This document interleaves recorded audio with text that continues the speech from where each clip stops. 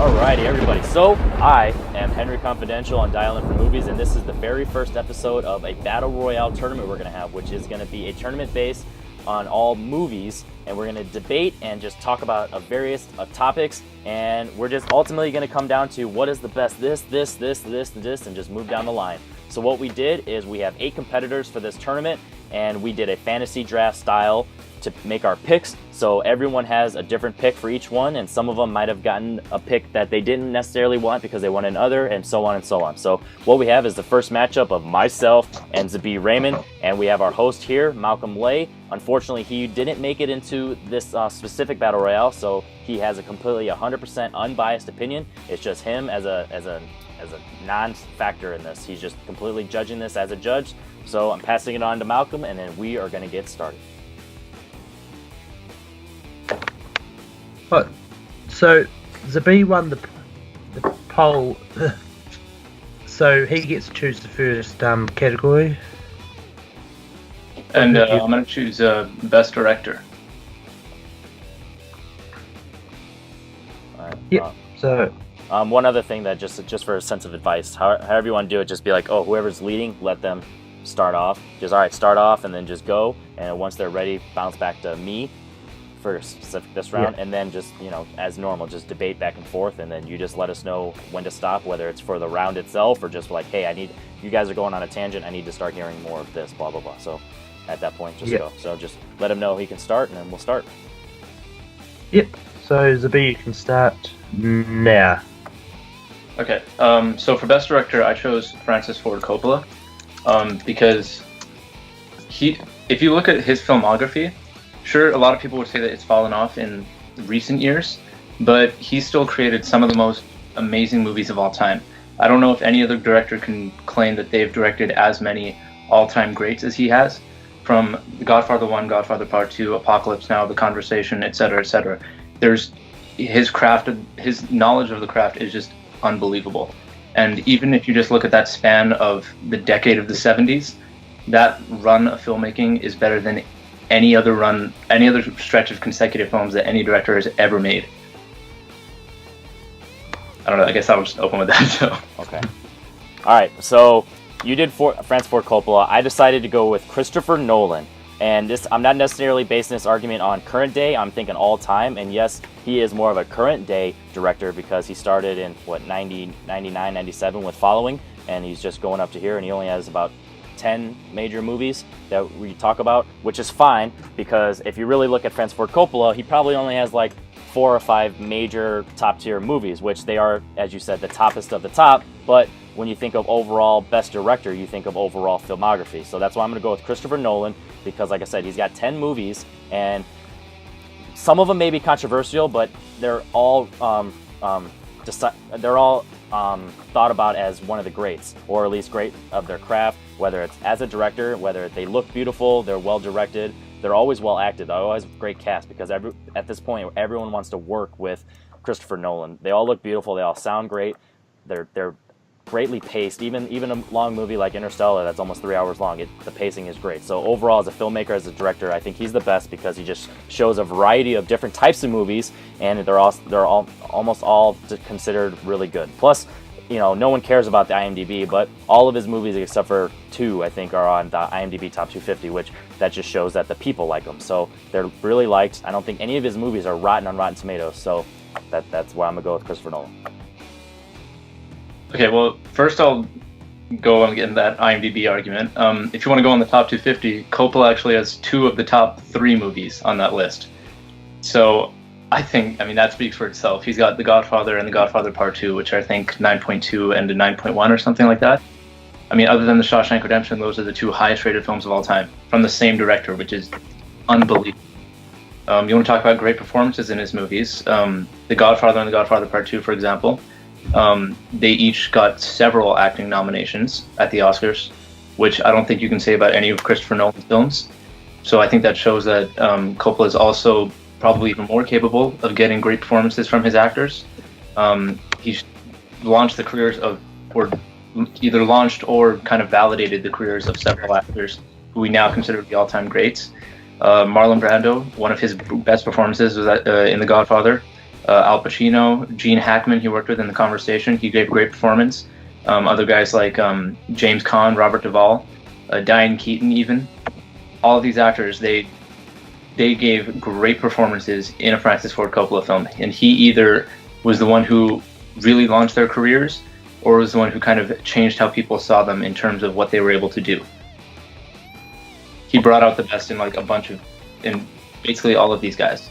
All right, so what I'll say on that is, even in movies that are, you said The Godfather 1 and 2 are two of the best, which is fine, but it's part of a franchise. So I mean, if you think about it as one big movie, you have The Godfather 1, The Godfather 2, and The Godfather 3, which a lot of people think as not only one of the most disappointing sequels or movies of all time, it's also not even that great of a movie. So that brings down the franchise as a whole, where in comparison with mine, you have the Dark Knight trilogy, which that has a tougher feat because that's a comic book character that just came off of the 90s Batman and Robin and Batman Forever, where it's campy and over the top and ridiculous, and he grounded it and made it realistic. And the only real argument most nerds and fanboys have against the Dark Knight trilogy is the fact that it's not a comic book movie, where it's more realistic and it just happens to have Batman in it, which ultimately is the smartest decision that any comic book or filmmaker can make, because at the end of the day, if you want to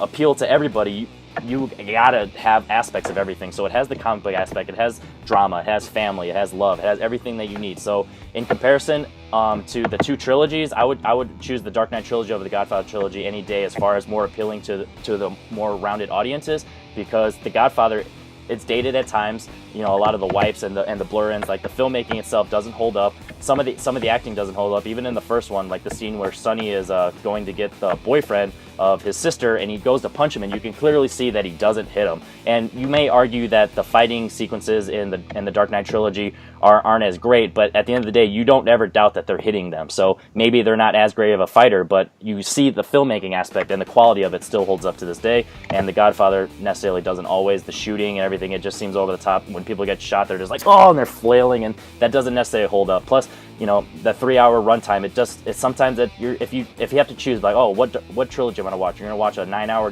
Godfather trilogy or a 7-hour Dark Knight trilogy. Probably going to choose that trilogy. So in comparison to those two, I think they cancel out, and I think I'll give the Dark Knight the slight edge. And then with you have the rest of his movies, you have Memento and Inception and The Prestige, which make you think, that invokes the mind. It opens the mind, it makes you think, and it provides arguments and debate, which is what film's ultimately about. When it comes to Francis Ford Coppola movies, you're like, oh, that's either a good movie or I didn't like it as much, but it doesn't really talk about conversation. So when you think of the best director, you think of the person who makes a lot of movies and talks about the movies, and you know, it's just more an impact. And yeah, The Godfather, it's a crime movie, but not everybody wants to watch a crime movie, because you don't always want to root for criminals. And in Christopher Nolan movies, some of the guys may do bad things, but at the end of the day, they're good people, or at least they have good intentions. Well, I would say, okay, first I'll address the Godfather versus Dark Knight thing. The Dark Knight trilogy, it has probably, like, I think in terms of how people view that trilogy, most people would agree that the ending of that one is just as disappointing as the one for The Godfather. The Godfather Part 3, it's not a bad movie by any stretch of the imagination. It's just that it's a good movie when the other two were fantastic, you know? So it's just kind of by comparison that you would say that it can't be a good movie. The Dark Knight Rises, as well as, this is a problem that Christopher Nolan has throughout pretty much all of his movies, is that it has such like a complex basis that the plot becomes incredibly convoluted. So of course that's going to kind of inspire a bunch of conversation about it, because it ends up being superficial, you know? Well, like, I think with that, you think of convoluted, you think it makes you want to rewatch the movie, and that's also goes. So like, I've seen Inception probably 6 or 7 times, and it took the 5th time for me to truly understand the movie. And I've never been confused about the movie, but there's just things you pick up, and it's just so smart, which helps the rewatchability. Because same thing with comedies, you see jokes, and you're like, oh, I rewatch it, and sometimes it's not that funny, so that diminishes comedies. Or crime, you rewatch it, oh, that 3-hour runtime, I don't want to rewatch it. So rewatchability, whether it's for, you know, thinking about it or for overall entertainment, Christopher Nolan movies is more rewatchable and more overall appealing to people than Coppola movies. Well, the Dark Knight trilogy has incredibly long run times as well, though. The Dark Knight and the Dark Knight Rises are both, I think the Dark Knight is just under 2.5 hours. The Dark Knight Rises is about 2.5 hours. So the runtime, the disparity in that isn't really that much. I mean, as a franchise, that's still about 8 hours. Well, you said you have the Godfather trilogy. You have 1 and 2, and 3. Okay, you say it's good, but that's fine, good. But you have 1 and 2, and Apocalypse Now, and then what was the other one you said? The Conversation.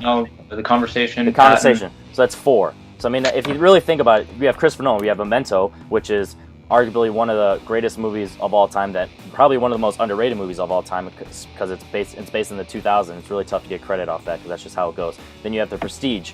A movie that makes you interested in magicians. Like, how is that even possible? And that's great, and great acting. And back what you said about the acting. Christopher Nolan does genre-like films, whether it's sci-fi or comic book or war, which we don't know how Dunkirk's going to do as far as acting. So you have mainly sci-fi and comic book movies. You're not going to get acting. That's just how it goes. That's how the Oscar goes. So I think that argument is invalid because Coppola, he has more appealing movies to the Oscars, so that's why he may have more awards, but the overall audience, got to go Christopher Nolan all day. Well, I don't think that's really a valid argument, though, because you can say that Nolan might have a wider appeal, but that's like comparing like a Marvel movie, which might have like a 90 on Rotten Tomatoes, just because everybody likes it. That doesn't mean it's a better movie than something that has an 80, The people that liked the movie that has an 80, they might have liked it a lot more. But when we're comparing the best director, we're thinking of who are you going to watch? If you think somebody or more, if you think about it, who's making movies based on Coppola, like nobody. 30 seconds to go. Nobody really models their movies based on Coppola. People have modeled their ways on I think a lot Memento, like, The Dark Knight, how they're getting darker. Like they're really modeling the way Christopher Nolan's making movies. Like even just with the most recent Dunkirk, it's based on a true story, and he wasn't afraid to still to expand it and still do a non-linear timeline, and that just shows balls, and it's just great. And it still was a great movie. Right? But it worked. And if you're able to do a true story not that way, and it still worked, worked in Memento, but at a certain point, it's just convoluting the plot structure, which leads to like plot holes in basically every single one of his movies. I mean, look at Interstellar. The plot holes in that film are insane, to the point where half of it doesn't even make sense. And that is 10 minutes. Okay. That was a good war. That was a good one. I mean, in round 1, we came out swinging off the bat. That's what I like to see. Yeah. It was a really close. I mean, I should have stopped you because in the middle you did start going on the tangent about beating the franchise and directors. That's why I tried to start getting away from. It was pretty much just Dark Knight versus Godfather at one point. Yeah, I just got really lost in it. I did do a bit of fact checking though, and like as director, you were right. He doesn't have any rotten movies, but he did produce Batman vs Superman and all that. So that doesn't count. That does not count. I know. Director. Yeah, I didn't say it. I was good. Just saying. Just making sure you know that does not count. In a very close match, I'm going to have the point goes sort of Zabeeh very close. Okay.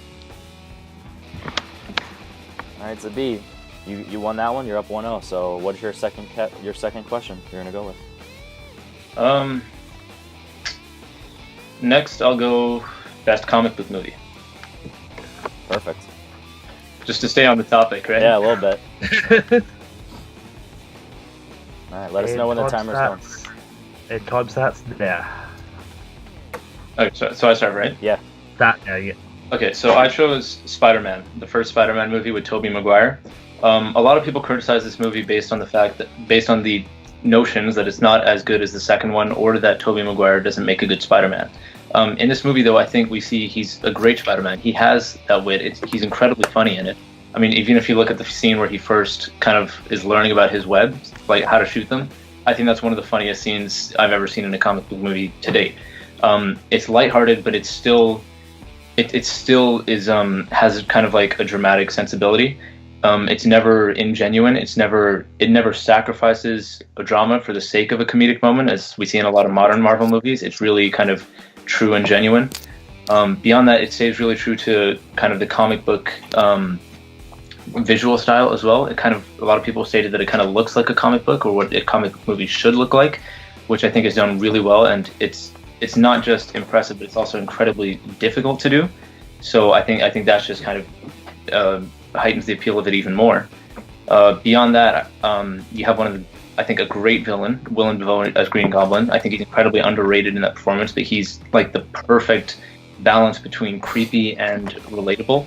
in the sense that you see him as kind of a vulnerable person as Norman Osborn, but then also as this really intimidating villain as the Green Goblin. So I think the movie as a whole, it just it has everything that you need a comic book movie to be. And I think it's inspired so many of modern comic book movies, which you can say also about Henry's choice, but I think the effects that Spider-Man has had on modern comic book movies has been better for the genre than that of his choice. So I'll leave the opening at that.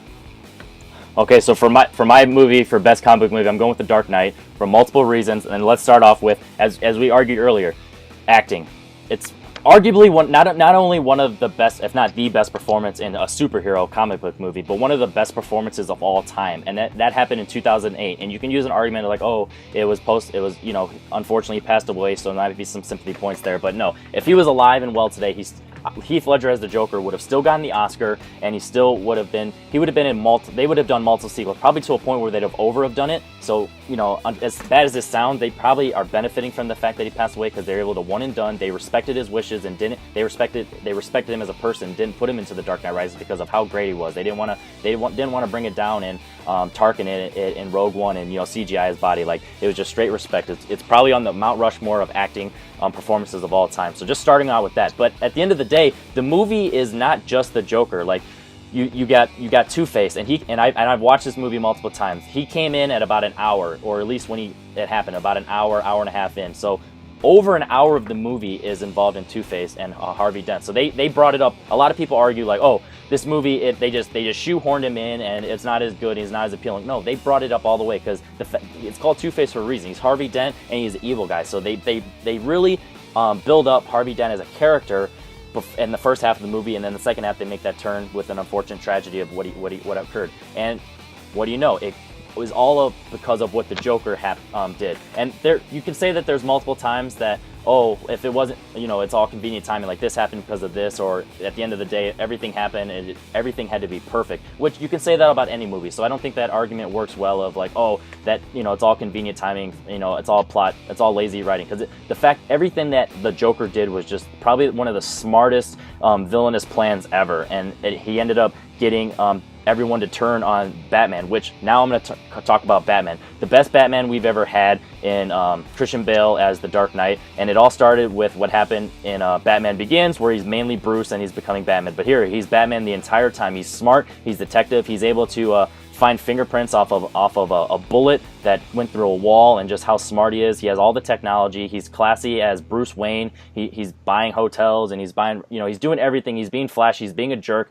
Someone's turning on him, and at the end of the day, when it happened, when he T-boned the car, and they're like, oh, that was real noble of you trying to save the guy. He's like, why? Who was in it? And he's just playing it off like he's just being so smart. He's intelligent as a character, and Christian Bale is Bruce Wayne and Batman. People make fun of the voice all you want, but I mean, in reality, what are you really going to do? You're either going to be cheap and not do a voice, or you're going to do an electronic voice. But they made a decision and they stuck with it, and you got to give them credit for that. And it worked. I mean, it's become a meme nowadays of the voice, but at the time, no one really cared about the voice. It's just someone mentioned it, and then they just started rolling with it. So you can't knock that. And The Dark Knight is arguably the best comic book movie of all time for a standard. If you ask 100 people, 90, at least 90% are going to say The Dark Knight, and that's what you asked for.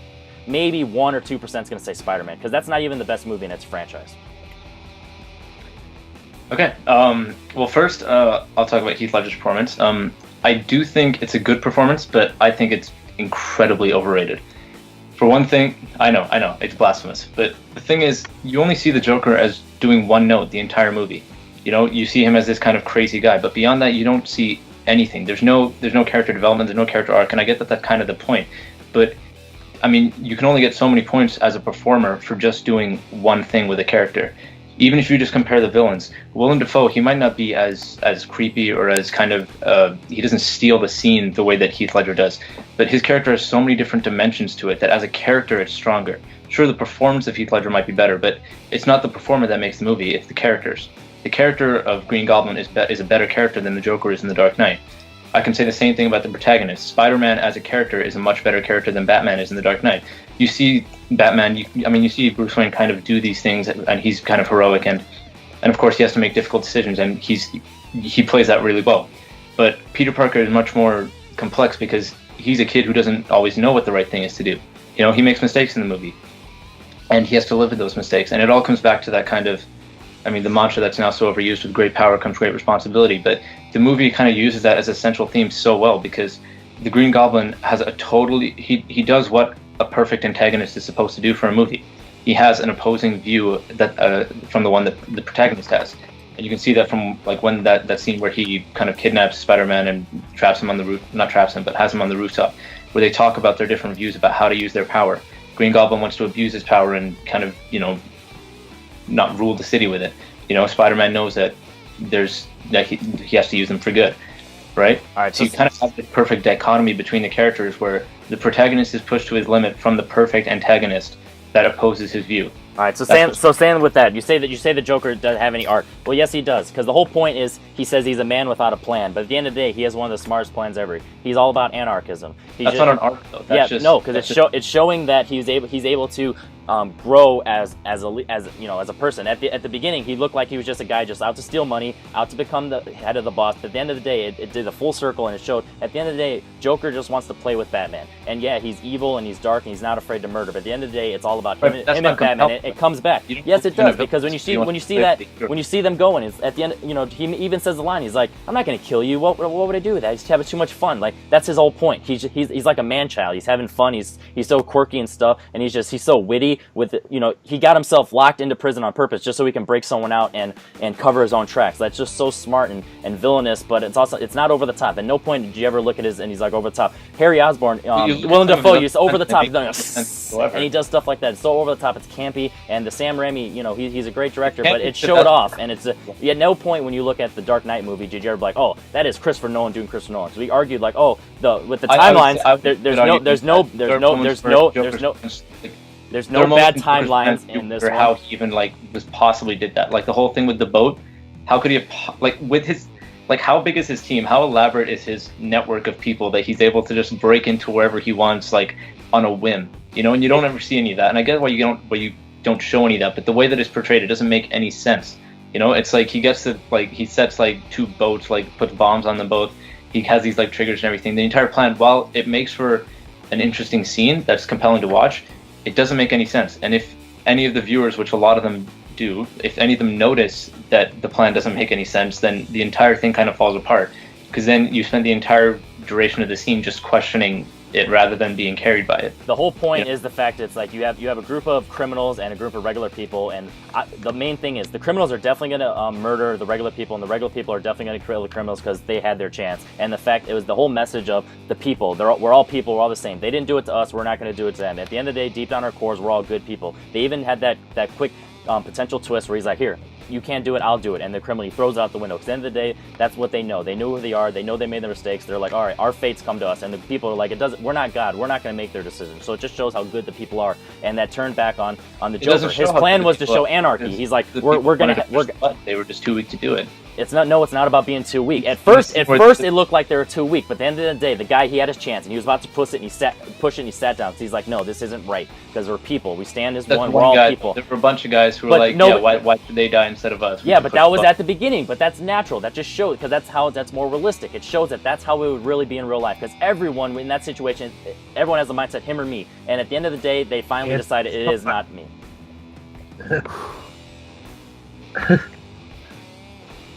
Once again, another hard decision to make.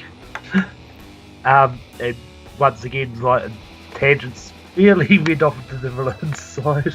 Well, when it's tough when you have a time limit and we're sticking at 10 minutes, so you kind of just got to harp on something that is going to work. And yeah, it's a work in progress. Yeah, but well, I mean, in this case, it does work, and it works in your favour, Henry, because you get the point. Yes. If you quickly, is there anything you specifically want to shout out of why you gave me the point? Just have it back up, so it doesn't, especially when Dark Knight versus Spider-Man. For me, between those two movies specifically, it's the whole villain angle which kind of tipped it in your favour. Okay. Just Joker is really hard to beat as the best villain in the comic book movie at all. Yeah, and you just you brought up all the points that everyone keep going on about him, so... Okay. All right. So 1-1. I guess I'm going to do our third question, and I am going to go with... I kind of want to save one of them for last, just because it's the ultimate question. All right, I'm gonna go most underrated movie. I'm gonna go with that one because it's tied 1-1. Let's see where this goes. So most underrated movie. I'm gonna start off. Stats there. All right, and so my most underrated movie is, I'm gonna say, The Wrestler. 2008's The Wrestler. 2009, 2008, one of the years. Yeah, 2008's The Wrestler. Darren Aronofsky and Mickey Rourke. And why I say it's the most underrated is because one of two reasons. One, if you think of Mickey Rourke, you don't think of anything else except for this and maybe Sin City, because Mickey Rourke is just a crazy guy. You wouldn't necessarily say he's a great actor, but when you saw him in The Wrestler, he's an amazing actor. He should have won Best Actor because he just killed it. You just think of his person. You saw the heart and the emotion, the relationship between him and his daughter, the showing, the behind-the-scenes wrestling aspect, the relationship of him trying to become a stripper because of be with a stripper because of how broken he is, and he thinks that's all he can get to. The fact that he's playing video games with a little kid in this trailer park home because he has no other friends and no other life, and that's all he's got. And he's like, oh, let's play another one. And he's always harping back on the past. He's got little toys of him as a person. It just shows the sadness, but it doesn't harp on the sadness, and it's not a Debbie Downer movie. When you watch the movie, you're able to be entertained for 2 hours and not feel Debbie Down. You may shed a tear with him and his daughter, the relationship between them two, or him having a heart attack, or everything at the end, the final scene, all that stuff. You might shed a tear, but at the end of the day, it's not a Debbie Downer movie. You're still able to laugh, have fun, as a rocking soundtrack, because it really harps on the 80s, because nostalgia, and not just it doesn't use it as nostalgia as a crutch that, oh, the movie's only good because of nostalgia or anything, but it just has nostalgia because that's how the character is. The scene where he's working front counter when he's doing the deli, and he walks through as if he's in The Wrestler and has the background. He's like, he's a wrestler. It just shows just how he is as a person. It just works so well. It's so beautiful. Mickey Rourke kills it. No one else could have done that performance, not even close. Like, if you think of performances like no one else could have done it, like Iron Man. No one else can be Tony Stark. No one else can be Randy Ram Robinson. Mickey Rourke kills it, and he's not doing anything else because that's just all he knows. And it's just one of the best performances of all time. And it's a movie that's just not talked about. It's underrated, and it's beautiful. Okay, I heard a lot about why the movie's good, and I agree with you that it's a great movie, but I don't think it's underrated at all. Personally, it's one of my favorite movies ever. I think it's fantastic. But my pick is one that I actually do think is really underrated, and that's Monsters, Inc. Even in these movie groups, we have a lot of conversation about what the greatest animated movies are and what the greatest Pixar movies are. Monsters, Inc. is almost never referenced at all in any of these. I hear people say Up, WALL-E, Ratatouille. One particular person, perhaps maybe just leaving that one. Let's ignore that. The Incredibles, stuff like that. And honestly, I would say that Monsters, Inc. is just as good as any of those, if not better than all of them, other than maybe The Incredibles. Monsters, Inc. It's first of all, I'll start from the back. You have a great villain in Steve Buscemi as Randall, as this weird, creepy lizard. It's like what you imagine Steve Buscemi's voice. It just fits that image perfectly. And then beyond that, you have Billy Crystal, who's incredibly funny in this movie. He's hilarious, and I think people forget how funny he is. But from moments like hurting himself to make Boo laugh, or the whole thing with put that thing back where it came from, or so help me, it's incredible. And then at the center of it, you have one of the most endearing relationships in any animated movie ever, between Sully and Boo. Oh god, what's his name? John Goodman's character and the little girl. Because I said the character's name. I couldn't remember John Goodman's name. Oh, okay. Yeah, so you have this incredibly endearing relationship that's the heart of the movie, and it works so well to the point that at the end, at the emotional climax of the film where he has to leave her, the moment feels so earned and genuine that it's honestly the only Pixar movie that makes me cry. I don't cry at Up, I don't cry at WALL-E, I don't cry at anything else. It's Monsters, Inc. again. And it's because it's so genuine. You can say the thing about the first 8 minutes of Up but at that point, those people aren't even characters, they're caricatures. And that's what gets a lot of people. But Monsters, Inc., they're fully realized characters, They have these incredible arcs, they have incredible character development.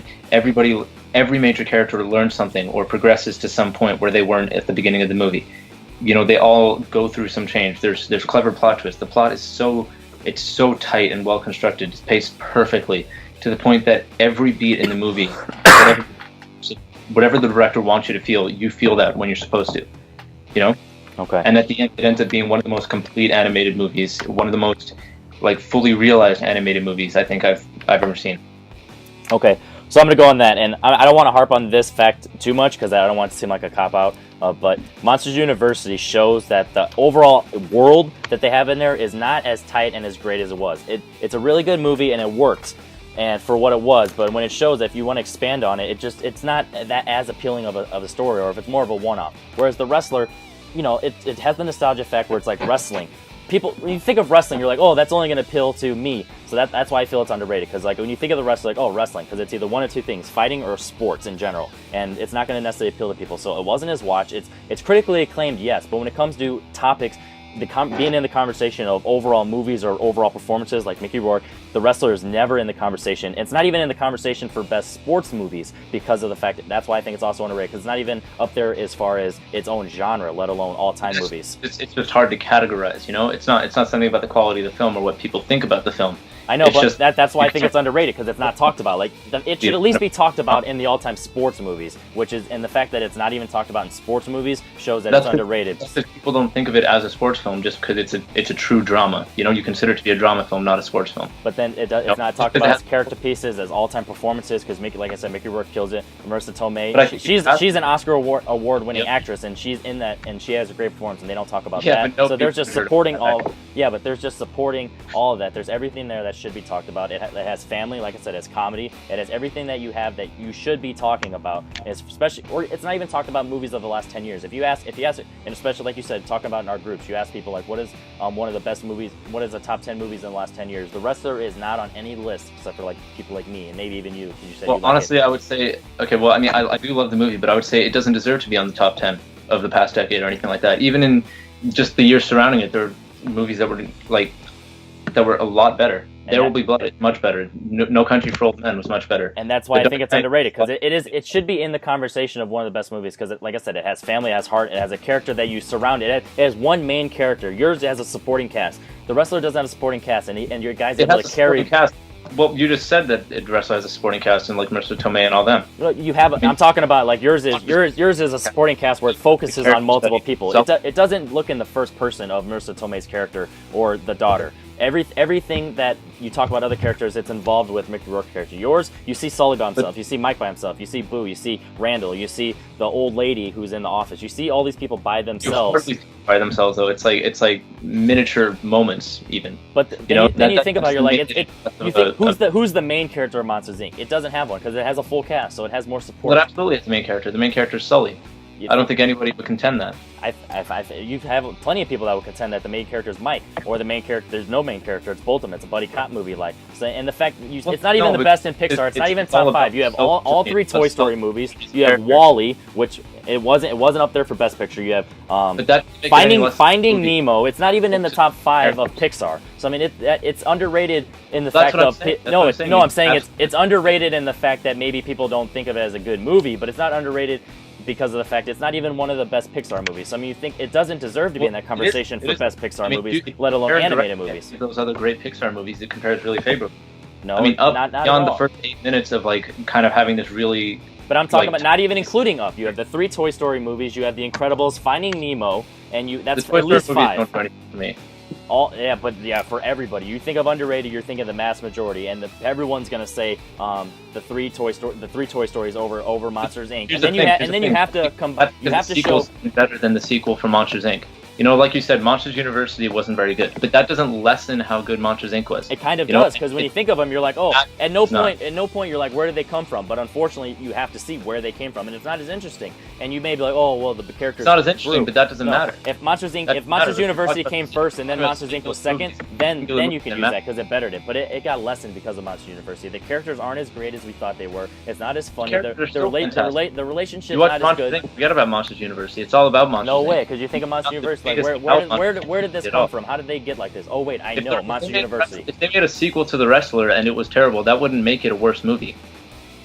There wouldn't be a sequel to The Wrestler because it's a one-off. It had a cliffhanger. It ended. It's a story, and just like Monsters Inc. should have ended, and it didn't. And it's a separate story, though. Yeah, it's a separate story. No, because it's part of the same universe. It's not a separate story.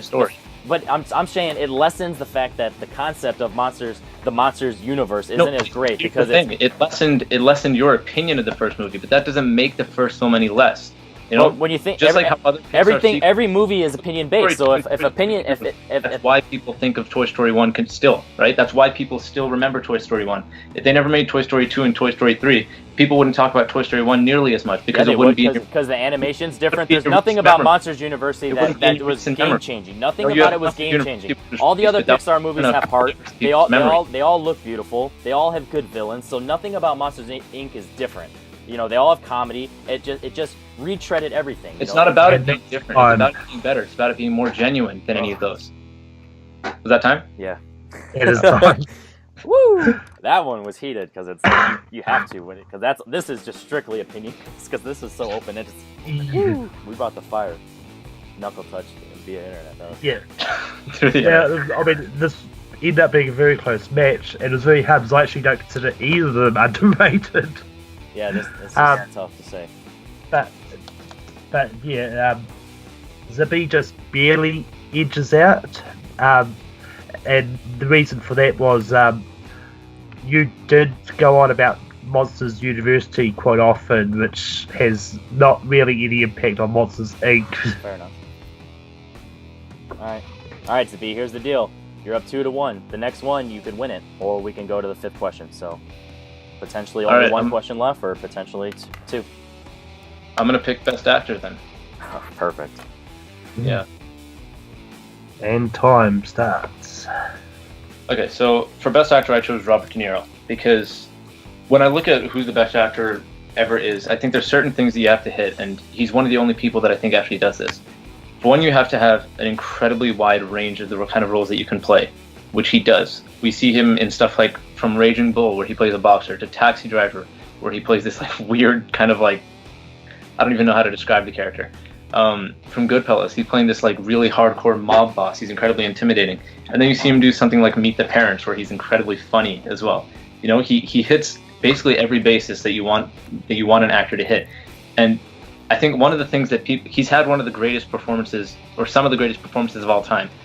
Raging Bull it's incredible what he does with that role, and I think it's one of the greatest performances of all time. I think you can put that up against any performance ever, and it compares really favorably. From that to something like The Godfather 2, where Marlon Brando, a lot of people consider him to be the greatest actor of all time. Most actors would consider him to be the greatest of all time. So to have to kind of go back to a role that was originated by somebody who's so prolific and so powerful as an actor, and then arguably even do a better job in some people's opinions, that's unheard of. I don't think anybody else in the world could have done that. I mean, he was not just the best actor of the 70s and the 80s, but no actor has ever kind of dominated a time span and been so prolific and so consistently amazing as Robert De Niro has. And people argue that his recent stuff kind of sours his career a lot, but he's shown in recent years that he's still capable of giving good performances. Sure, he has been known to phone it in on some occasions, but I think that's just due to like a lack of interest. I mean, at a certain point, when you're so good, if a role isn't interesting to you, you can't possibly make it better than it is, you know? So sure, he does stuff like Dirty Grandpa, which is just garbage. But I mean, you see him do stuff in like The Silver Linings Playbook, which is just 5 years ago, and he's incredible in it, to the point that he was nominated for an Oscar. So I mean, I think he's shown that while he is willing to do roles that are beneath him, he's also still capable of taking great characters and turning in great performances with those characters. And I think that longevity, the range, and just the sheer power of the capability that he's able to bring to certain roles make him easily the greatest actor of all time, in my opinion. Alrighty, so with my pick, I went Tom Hanks. And I'm going with Tom Hanks because, as you said with Rob, well, let me just start off by saying both of them have had some misses in their career, so I don't really want to harp on that because we can just argue on that all day. Because the argument is best actor, so let's just talk about the good, or at least me personally, that's the approach I'm going to go. So when we go with the good, we're thinking of overall good, we're thinking of longevity. Yes, Robert De Niro has amazing performances that are considered one of the greats, and you said he has range, but Tom Hanks is the same way. Let's just start off. with the easiest one. He has Toy Story 1, 2, and 3. It's voice acting. That's range. He shows that he can make a character come to life because the animation's perfect and it shows it kind of looks like him. So that's beautiful. The voice. If you think of Woody, you don't think of Tom Hanks. You think of Woody, and that's just how great the performance is and the voice acting. So that shows the range there. You have a movie comedy. Sticking with comedy, you have Big. It's an actor playing a child. He's a grown man playing being a child within a child mindset. Not because he's like special or anything like that, but that's just how the story is. He's actually a boy in a man's body. So he's playing it, and he has little quirks and things, and it just shows like he wants candy, he wants to jump on the bed, he trampoline. He doesn't know how to handle life with bills, and he just does it perfectly. At no point do you ever think like, oh, this is kind of creepy or weird. He does it beautifully. And then you have so we'll leave that at comedy. So then you have you said everything with Robert De Niro and dark and crime. You have Road to Perdition, which arguably is another underrated movie. I probably could have argued because it's so good. He plays a hitman. And you think of Tom Hanks. Even in the movie, he doesn't even do a voice because he still does his regular Tom Hanks soft voice, and he doesn't sound like Tom Hanks. He sounds like Michael Sullivan, I think was his name in the movie. And you believe that he was a hitman. He's dark. He's a great dad. He's a great father. He does whatever he needs to. He turned on the crime life to save his father, and it's just so beautiful and it's so dark. And he goes head to head with I think Jude Law's character. He plays the bad guy, and then everything. And it just shows that he can go dark. And then speaking of dark, you have Philadelphia, another movie that's just dark. He plays a character that has AIDS, and you believe it. You said everything with Robert De Niro. You went to his, how he, you didn't say it, but you get there. He method acts, and he went the transformation as Jake LaMotta. He showed that he can do that because he got skinny and he shaved it, not his shaved head, but he did the weird, kind of shaved his head and went low in Philadelphia. He committed to the role. Same thing with Forrest Gump. Forrest Gump. Argue about what you say about the movie, but at no point will you ever say that Tom Hanks as Forrest Gump was a bad performance. It's not disrespectful to anybody who's slow. It never shies away from the fact that he has a low IQ and that he's quote unquote dumb or slow or special or anything. It never shies away from that, and at no point has it ever been disrespectful. He's not disrespectful to special needs people, and it's beautiful. And you think of it, and you think he has heart. He has heart because he cares about people. And you argue, oh, he just does what he needs to do. But if you think about it, that's just the character. They went with it, and that stuck with it. And his performance was great. At no point did you ever like, oh, I don't think he's as he's not special here, and he's smarter here. It sticks with it 100% the whole way. And then you have movies like Saving Private Ryan. He's the captain, but he's not necessarily the main character, but he supports it very well. The scene where everyone's fighting, and he's like, I'm a teacher, and he settles it down, and then he breaks down, and he's crying and all that stuff, and he's freaking out. And it just shows how much heart and how much pain that he can show and everything. And then you have movies like The Green Mile. Everything he's going up against Michael Clark Duncan and massively in size, and he's showing that he can be just as big and strong and everything. And he's going up against Sam Rockwell's character as Wild Bill. He's handling it appropriately. He's handling, I don't know the actor's name, but the other guard, how much of a jerk he is. And he's handled it so, he's just so professional. If you think of an actor, the most professional one, you think of Tom Hanks. He's cool, calm, and collectible. Even when even when he's crying, like that scene in Saving Private Ryan, it's just like he's holding it in because that's just how much of a person he's able to do it. And then finally, I want to talk about Catch Me If You Can. Him versus Leonardo DiCaprio is beautiful. He plays an FBI agent FBI agent. He's following him and everything. It's just so great, and just the battle and then the constant chase, and he always has the humor. He can go dark, he can show emotion, and it's just so much more range than Robert De Niro, because Robert De Niro usually just plays that mean guy, that jerk. Yeah, he has comedic roles here and there, but overall when you think of Robert De Niro, you think of the dark, Godfather, Goodfellas, Taxi Driver, Raging Bull, mean, jerk, dark, everything, and that's kind of typecast right there. So I'll leave it at that for now. Okay, well, I would say that Robert De Niro isn't always mean and dark and everything. You see him in movies like The King of Comedy, stuff like that. He's capable, and like I said, Meet the Parents, like, what's the one, to Anger Management? No, sorry, that's Jack Nicholson. There's but he's capable of going light. Even in movies like Silver Linings Playbook, he's capable of having very genuine, heartfelt, earnest moments. What I would say about Tom Hanks, first of all, Forrest Gump, I don't think that's a good performance at all. I think you watch that movie and he just seems like a mentally healthy person playing a kind of a mentally challenged person. It's just it seems fake the entire way to me, and that's coming from someone who actually works with people who do have developmental disorders. Sorry, what other movie you mentioned? Road to Perdition. All those movies. When he's talking about being calm and collected, yeah, he's always calm and collected because that's what he is. You don't see him play anything else. You see him play different spectrums of the same thing. You don't ever see him branch out into anything else. You don't see Tom Hanks be capable of those explosions or anything like that. Those big acting moments. Not to say that those you have to be able to do those, but I mean, I think to be considered the greatest actor of all time, you should be capable of that. You know, I don't think he's ever shown that he is. All right, you know? so I'll argue with that. So you say he can't get loud and explosive. He doesn't need to get loud and yelling because sometimes that doesn't need to work. What he does is he's able to break down. You have scenes like in Saving Private Ryan, like I said. You have the end of Captain Phillips when he broke down. He's so scared of his life. No way. You can't. There's plenty of times where it's overacting. At no point did you ever see it and you think of overacting. Even when he yells in like Toy Story and he's loud, "You're just a toy." It doesn't seem like overact because he just it builds up to a point where he's finally so mad he snaps. Versus he's just yelling all the time. And then finally, same thing with Saving Private Ryan. He's playing so calm, and then it gets to a point where you finally believe like he's actually breaking down because he's trying to fight it back. And I think that's harder to do than just crying because you know, I'm not saying it's easy, but more actors are going to just have a teardrop than actually feeling the pain and the emotion for breaking down because of how he's trying to counteract it. And he's trying to portray like he's not purposely breaking down. He's trying to hold it in. That's more beautiful. Like I said, in Captain Phillips, the same way. You actually believe that he thought he was going to lose his life at the end, and it's just great. And then Philadelphia, he made that change of, you know, he's showing a person with AIDS. He's done things like that are not disrespectful. And like I said about Forrest Gump, he's not playing a fully mentally challenged person. He's playing a person with low IQ. So it's not disrespectful by any means because it's a low IQ. You got to think of that. We can't think of it a mentally challenged person. It's still not believable though, because yes, you just look at him and believable, you see somebody doing a voice. You see somebody just kind of trying to act strange. You know, if anything, it's more respectful because the fact that a person with a lower IQ and mentally challenged are capable of doing other things. More people look down to those and think they're not capable. That you can do any of those things when he does them. I mean, totally. He runs like a month straight or something. You know, it never buys. Because everything that happened in his life, he just lost his mother and Jenny always left him. It's something you just got to do, and that's just some people cope differently. And treated him like garbage from much of the movie. It's not. I know, but the point I know personally from experience, someone can treat you like garbage. If you love somebody, you love somebody, and like he said, I'm not a smart man, but I know what love is, and you believe that because he loved her so much and it built up and it was earned. And the last thing I want to say about Castaway, you don't believe him as a character to be that. Oh, you told. And it's time. Damn it! I didn't get on my last point. Woo! Yep, I was trying to fit in some more too. I think that one might have been the toughest out of the so far. Cause fuck. Yep, you just like made my job difficult.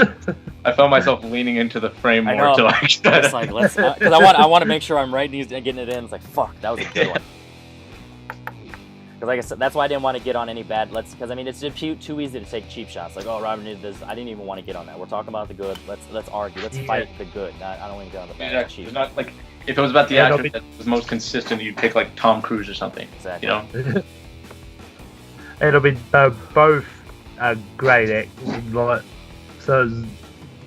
Real, I mean, yeah, but the winner just by here is Henry, just because like I did like all your points about Tom Hanks playing a whole range of genres, and which he has. Like, there's a lot of the things I've seen Robert in.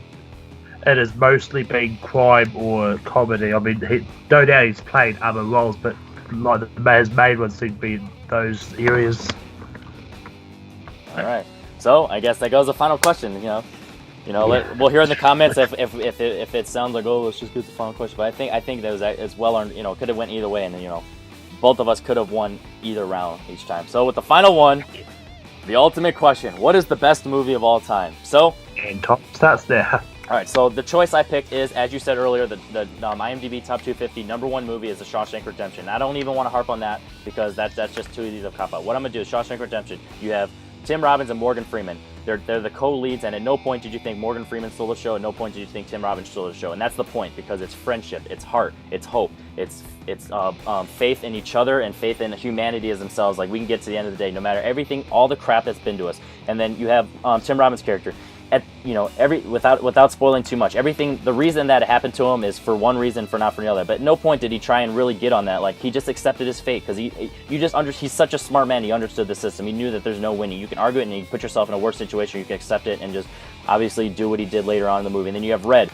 The only guilty man in Shawshank. He actually admits that he's a criminal. He effed up. So at the end of the movie, his fate happened, you believe it because of how it built up. Because he accepted the fact that it's hope. And then the main thing I want to talk about is you have, like I said, the friendship between the two. At no point did you ever think it's like a homosexual or anything relationship between the two. It's just a straight friendship, and that's just how beautiful. Because it could go over the top and start to feel a little bit of weird, and you have sense like, oh, are they going to get there? At no point did you think it was sexual or they had feelings for each other. It's just a true friendship, and I think that's harder to show in a movie because it'd be a cop-out where you get like it's like a love story, a subplot, especially when you have in prison and you can get to that point. So it was really strong. Or even at the end, the fates that happen with the two and how they're coming together, it just shows that you didn't need to add another subplot, like I said, a romance, or even like a hint, like, oh, maybe this, maybe that. It didn't. It's smart, the story.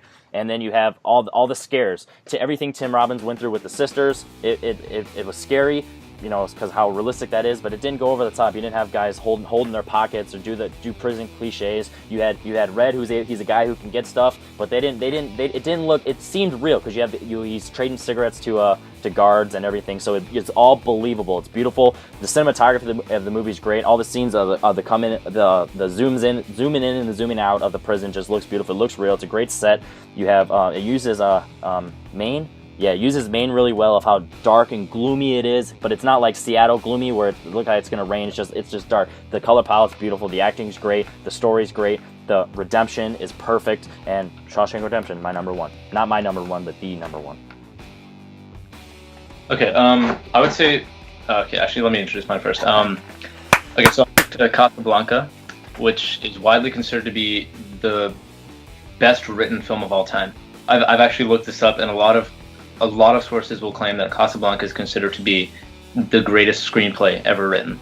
And I think that's incredibly important in this debate because the screenplay is not just the basis of any film, but it's arguably the most important aspect of it. You know, it's the entire concept of telling a film is telling a story, right? The screenplay is a story they're trying to tell. There's not like a wasted line in this movie. There's not a wasted character. Every character, they're fully realized. They have a full arc. They have a full development. Every single character, you buy every decision they make. You know, every single thing is genuine and true. It's all earned. You know, Humphrey Bogart and Ingrid Bergman, they give two of the greatest performances ever. And together, their chemistry is just completely amazing. And like you said about Tim Robbins and Morgan Freeman about how their chemistry, like it, you know, kind of never borders on being sexual or anything. I don't think that means anything whatsoever. I don't think if it did, I don't think it would lessen the film at all. But my point is, you believe in Bogart and Bergman's relationship so much, and to the point that Humphrey Bogart's character Rick Blaine, who's kind of characterized as being this just completely pessimistic, cynical guy, you totally believe that he would have his kind of his view, his perspective changed from this. So many movies try to do that and it's totally contrived, and you don't buy it. You believe every second of this. And that's all down to the performances and the screenplay and the incredible direction from Michael Curtis.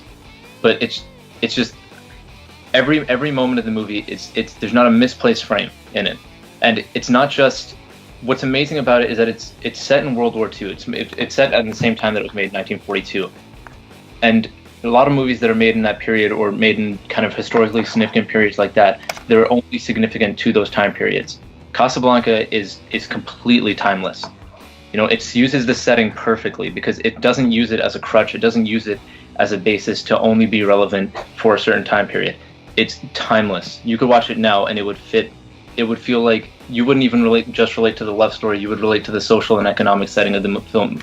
Everything would fit. Everything would feel totally relevant to this day. And I think that's incredibly difficult for it to do. For it to kind of survive 70 years and still be just as relevant. Shawshank, it's done that for about 20 years, but I mean, we don't know what's going to happen, right? Like it could fade. Casablanca, we know from the time that's passed already that it will never fade. Okay, so I want to go on that. So I just want to quickly. I didn't want to make it seem like the them getting sexual would be a bad thing. I'm just saying the point is it could have been a cop out in story writing, like you said. The script is so good. It could have been a cop out of the decisions they make throughout and how close they are. It could have been a cop out like, oh, they're starting to feel for each other, so that's how. No, it's a believable I just don't know friendship. if that has anything to do with the quality of the film, though. Because it's part of the story, like you said. The writing, it didn't cop out. It's a smart story because you're able to believe that two grown men. It would have been a different story. No, because two grown men. As how often do you see that in movies of two men as friends only, whether it's man or female, female, men and men. It doesn't matter. But I'm saying no. I'm talking about no, because everything that they went through.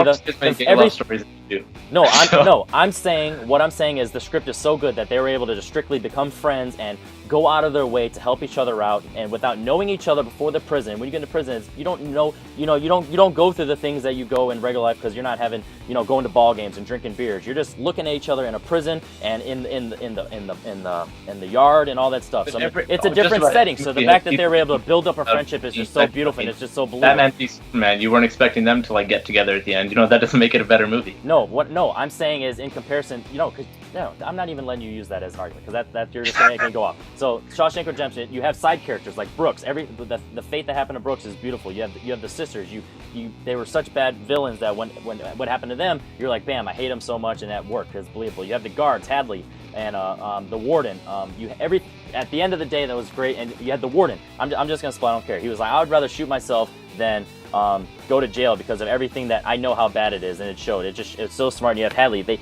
He was like, I don't know if it really happened because I didn't see it, but he cried like a little girl because of just how much they built up the realism of the prisons, how scary it is, and it showed how scary prison is. But then you're able to build up a friendship over 20 years and die hard and fucking go to Zabeeh and get busy living, get busy dying. That's one of the greatest quotes of all time. And I know you have yours. Here's looking at you, kid, and all that stuff. And there's several quotes I could say, but they're both of them are great movies. So we're not arguing that. Shawshank Redemption is more relatable in the fact of building up a friendship versus a relationship, because you have a relationship like you said in Casablanca. Oh, the girl they separated for so long and they came back and they're still feeling for each other. Like, I don't know, like it might happen, but it might not. It's not as I think in the movie though, the way it works, it's totally believable. You don't question it while you're watching it, and you don't really question it afterwards. It might have been different in your actual situation, but it's still you don't have other than Humphrey Bogart and Ingrid Bergman, you don't really have any side characters that you care about. You have Sam, you have a bunch that you care about in Casablanca.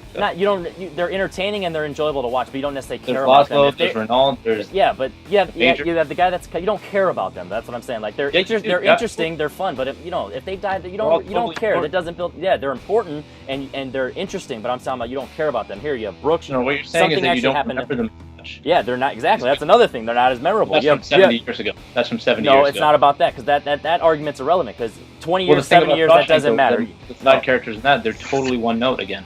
No, you have the warden. It's prison. That's life. That's realistic. You have one note. You're not supposed to always have growth. Yes, it is, because you have a warden. He's an evil warden who embezzles, and then you have a bully bodyguard. Bully guard. That's life. No, because he got the beers for them on the roof, and it showed that he has compassion. Because you scratch my back, I'll scratch your back. The warden, he gave him the. I know, but sometimes that's just how people. Sometimes that's just how people are. Sometimes that's just how people are. That's not a bad thing. It's given the. They're all just evil. That's it. No, you don't believe them at all. You don't believe that they feel at all. No, you don't believe people are like that. No, because you have Red. He was a murderer, and at the end of the day, he had his redemption. You have Tim Robbins. Red is one example. You have Tim Robbins, where he got dark, and he was everything that was going to happen in the beginning. You thought he was going to either be a stick up in the mud the entire time, or he's going to be a jerk or kind of something. And you end up making friends and having stuff. It showed that he can have heart. Right, but then becoming friends, that's nothing. No, I mean, you believe that people will be friends. That's it. No, you don't necessarily believe. If somebody how many of your friends do you talk to still in high school? Not many. You lose relationships when time passes. I just came out of high school. I talked to all myself. Okay, well the point is, it's realistic. When you leave a setting and you go your separate ways, hardly you ever come back. And the fact that he left prison and he was going to be a free man, but he was willing to break his parole to go. It's the same thing in Casablanca, though. To go to Mexico. Yeah, but I'm just saying, like, and then coming back together, you totally believe it. I know, but I'm talking about then. But my point is, you also have the side characters. You have everything. You have Brooks. You have Captain Hadley. You have the warden. You have all the other friends. I can't think of their names right now because it's heated. But you have no, because it's heated. That's time. Can we do like closing arguments for the last one though? It's up to you. You're the one on time. Yeah, if you want to do more time, I'll accept it. We were the one on the time schedule. If you want to do one more, we'll do it. It's a big. I got a few minutes, and I want to get some stuff out. Let's do it. Okay, the thing I would say, just closing argument about Casablanca is this is just you. Just you. Okay, just me? Yeah, just for the closing. That's closing. No, I'm saying you're a closing argument, then I'll do mine. So just. Okay, I was thinking. Okay, yeah. So Casablanca, the one thing I'll say about it is that it has the guts to go from one of the greatest film endings ever, and it totally sticks the landing. Shawshank, it has this happy ending, right? And it's a feel-good movie, right? But that can cloud your interpretation of the actual film at all. When a film ends happily, you'll walk out of the theater smiling more than you would otherwise, right? Because you're happy with how it ended, right? And that can trick you into thinking that it's a better movie than it was. Not that Shawshank isn't a great movie, but with a happier ending, right, with one that feels earned, you come out thinking that it's better than it is. Casablanca has a bittersweet ending because they don't end up together. And it's still optimistic, but because they don't end up together, your judgment of the film is entirely based on the quality of the film. So when people walk out saying that's a great movie, you know that it's a great movie, not just because it ended the way they wanted it to. Okay, that was exactly a minute. All right, perfect. All right. So with Shawshank, you said the ending is a perfect ending or a happy ending, and you said, and that's fine. But if they didn't, if they went their separate ways, the film wouldn't have deteriorated at all. It would have been the same movie. The only thing, it just tied up the bow at the end, which is beautiful. That two friends would come together. One would risk it all, risk the rest of his life going back to prison, which he showed that he hated the entire time, or he didn't like the entire time, and he wanted to get out. And he came back and you risked it all. And then another character I want to quickly on, Tommy, the young man who was a young man, and then Tim Robbins helped him. He's like, I don't waste my time on losers. He's like, I ain't no loser. And he showed that he's actually willing to be patient and help out people. He got people their GEDs or the high school equivalents. He helped people with their taxes. He showed he's nice, but then he also, the best line in the entire movie, maybe other than Give His Live and Die, is I didn't become I had to go to prison to become a criminal. And just that's another art there. It just shows that prison changes people. And you say they're all one-noted, but sometimes that's just how it is. It's prison and that's life, and they accept it what they are and they do what they do. Sometimes they can be nice, sometimes they can be terrible. At the end of the day, they're bad people deep down, because that was the point of the movie, is how they are deep down. That was exactly a minute too. Good for you. Yeah. Woo! Fudge! Knuckle touch in the air. One more. I don't feel sorry for you, Malcolm.